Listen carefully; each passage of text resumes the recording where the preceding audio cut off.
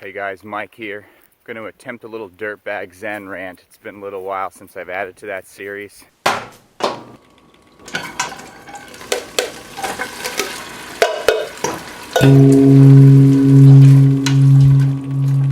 you're unfamiliar, Dirtbag Zen is my attempt to reduce sort of spiritual truths or practices that lend to personal sanity, personal sense of peace and contentment without necessarily getting into the woo-woo or discriminating against anybody from any particular organized religion.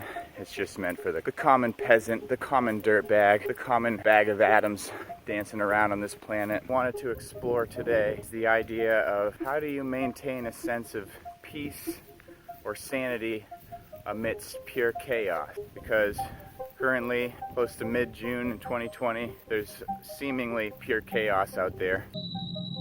Chaos reigns. We just had months of lockdown where literally all the supposed authoritative bodies have reversed their warnings. You had the World Health Organization saying that this wasn't a transmissible disease. And then you had Dr. Fauci saying, don't wear masks, they don't help you.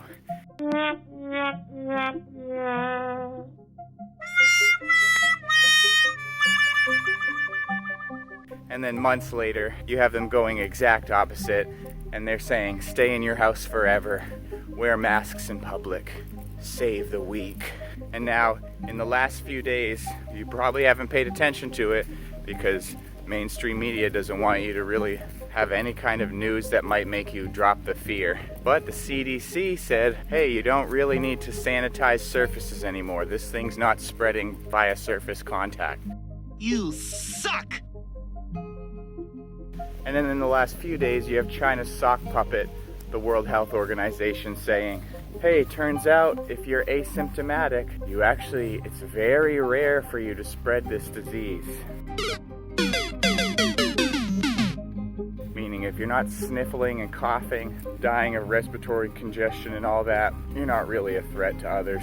But anyways, when you have companies, media companies that make money by upsetting you, merchants of chaos, they get paid when your eyes hit their screen, when those advertisers know you're looking. The most pure reason for what they do is money. But there's other reasons that are beyond the scope of this video. But I found myself being really triggered a lot in the last few months. And I've swiveled in and out of being content and being outraged. And I don't like having my emotions affected like that. So I do a lot of practices to try to counter that. And I figured I would make this video for myself as a reminder and to share with anybody else. So one thing to do is to just kill the snake, smash it right on its head.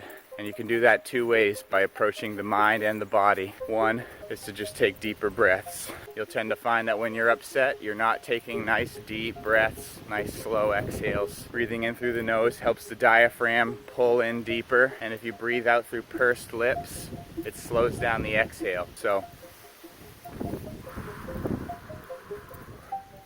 and pick a nice fat interval, like 8 seconds, 10 seconds. You can build up to 30 seconds in, 30 out with a little bit of practice once you're oxygenated. From like a sort of modern, we'll say scientific approach, I guess, the way you might categorize the following in a more scientific way, if that's more your inclination, is to look at practices like dialectical behavioral therapy, DBT, or cognitive behavioral therapy, CBT. Both of them have to sort of do with the voices or the script running in your head and becoming more conscious of what that voice or that script is saying and interrupting it consciously. And if you lean more towards the woo-woo side or the spiritual side, which there's no reason to discriminate necessarily if something works for you, taking an affirmative approach, affirmations, basically reversing that negative dialogue to a positive dialogue and shutting out the negative. So rather than cursing the enemy, whoever that enemy seems to be to you, you can start focusing on what you want to focus on that's constructive. So for me, it might be, I might narrate my surroundings because I'm out here on a gorgeous day with these two dogs. And I might say, wow, it is a great day. It's beautiful weather. I appreciate having this clean air flowing into my lungs. I appreciate this healthy, strong body that I have. I'm grateful for my health. I'm grateful for the ability to use my mind for creative things. I'm going to go home and be constructive by making certain phone calls to help drum up more financial abundance into my life, things like that. And then lastly is to just cut out the poison. And this one's been the hardest for me because I have this obsession with wanting to know what's going on and to peel behind the layers and to connect the dots. I don't watch any old mainstream media, but I do get it because I watch people that are new media pundits that comment on the propaganda and swill that they put out. So I'm still taking that poison, I'm just getting it served secondhand by new media figures that I like, or radio commentators that I like. Cutting out those things ties into a bigger process, something you can look up called the dopamine detox, or similarly a digital detox. And that's recognizing that all these things, all these apps, all these media programs are designed to hit that dopamine button, and outrage and all that stuff, it still hits that little button, like those experiments with the rats that push the button to get the cocaine. You can't stop it because your brain wants it.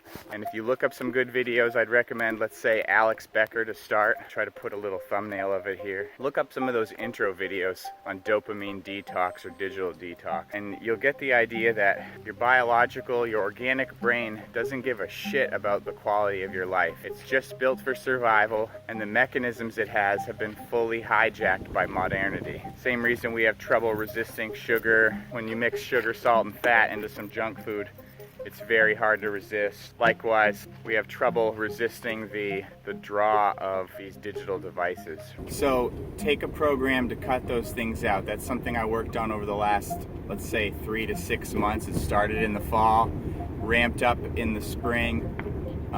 Just cutting out certain apps altogether, cutting out your device more and more, put it away, put it on airplane mode. Again, it's made to make you addicted. So if you want to be the brain's bitch and you don't care about your higher goals or your dreams, go ahead and keep using these things, but it's really for the best if you just cut them right out. Currently, I don't have any more apps that I find addictive. I don't use any apps. And for the ones that I have that might be a problem, where I might still want them as a resource, I use programs like LeechBlock, which is a plugin for any browser, and you can block things altogether or block them for certain intervals of time. I also use an app for my phone. I think it's called Distract Me Not, but I'll pull up the proper name once I edit this. And then lastly, if you really find that you have a need to sort of stay connected to the goings on in the world, then the thing that I've found most cathartic in the past couple months is to convert that into something creative. You might have an impulse to create. You might have an impulse to make something that helps transform the state of consciousness of others around you. This is discussed by the Vietnamese monk Thich Nhat Hanh. He was nominated for the Nobel Peace Prize by Martin Luther King Jr. back in the late 60s. He's still with us. He's pretty elderly now. He likens the misunderstanding that a lot of people think that when you're a Buddhist monk that you're sort of retreated from the world, but he really believes and advocates for this view of engaged, I forget the exact phrase he uses, but it's like engaged peace or active peace. So just like you can sit in a quiet meditation and be still, he believes you can and should practice active forms of meditation. So in the monastery, that might look like working in the Zen garden, or mindfully eating, mindfully walking. In his case, back during the Vietnam War, you can be actively engaged doing things that bring awareness to the problems of your country. So he would go on talks and things like that. So that's something I've found for myself that seems to be the most helpful, is that it's pointless to just consume this toxic crap unless you're gonna either ignore it altogether or actively do things to channel it into something constructive. So that's what I've been working on. I did a Memorial Day thing where I was going around visiting cemeteries, and I made a video out of that. You can check that out. Or I also want to do more culture jamming. That's something I've long wanted to be involved with. Culture jamming is this idea that encompasses a lot of things. It might be artwork, it might be like creative flash mobs. Culture jamming is not meant to be violent or destructive, so despite as many times as the media says these peaceful protesters. I want to be clear in how I characterize this. This is mostly a protest. It is not generally speaking unruly. It's not what they're doing. Yes, there are peaceful protesters, but they are swarmed with rioters, thieves, and other miscreants, which delegitimize their voice. So that's it. That's what this video is. A little Dirtbag Zen to kind of dump off some frustration. Peace out.